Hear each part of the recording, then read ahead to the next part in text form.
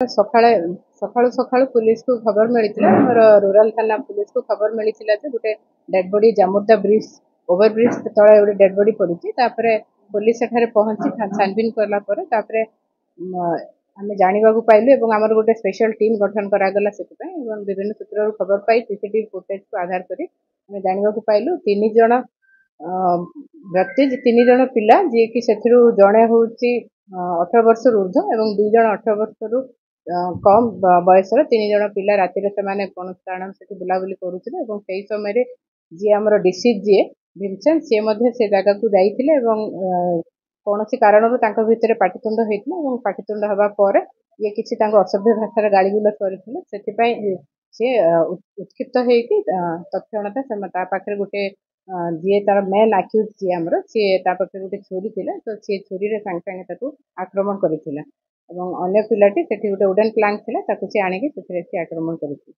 ତ ସେଥିପାଇଁ ସେ ଯିଏ ଆମର ଡିସିଜ୍ ଯିଏ ଭୀମସେନ ତାର ସେଠି ମୃତ୍ୟୁ ହେଇଥିଲା ରାତିରେ।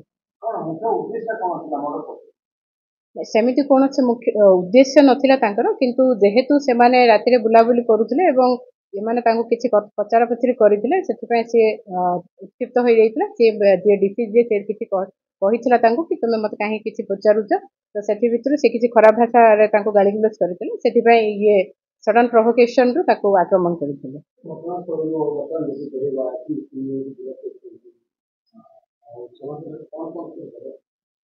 ଦେଖନ୍ତୁ ଗୋଟେ ଆମର ଉଡେନ୍ ପ୍ଲାଙ୍କ ଗୋଟେ ଜବତ ହେଇଛି ଆଉ ତା ସାଙ୍ଗରେ ଗୋଟେ ଛୁରୀ ଜବତ ହେଇଛି ଘଟଣାରେ ଯୋଉ ବ୍ୟବହୃତ ହୋଇଥିଲା ଛୁରୀ ତାକୁ ହତ୍ୟା କରିବା ପାଇଁ।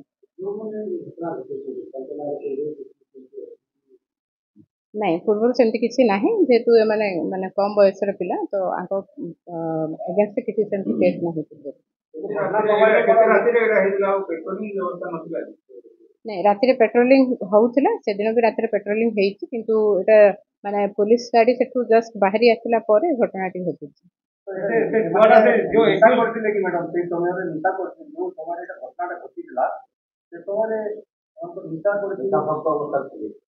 ନାଇଁ ସେମିତି ନିଶାସକ୍ତ ଅବସ୍ଥାରେ ଥିଲା ଭଳି ଆମେ କିଛି ପାଇଲୁ ନାହିଁ ତଦନ୍ତ ସମୟରେ।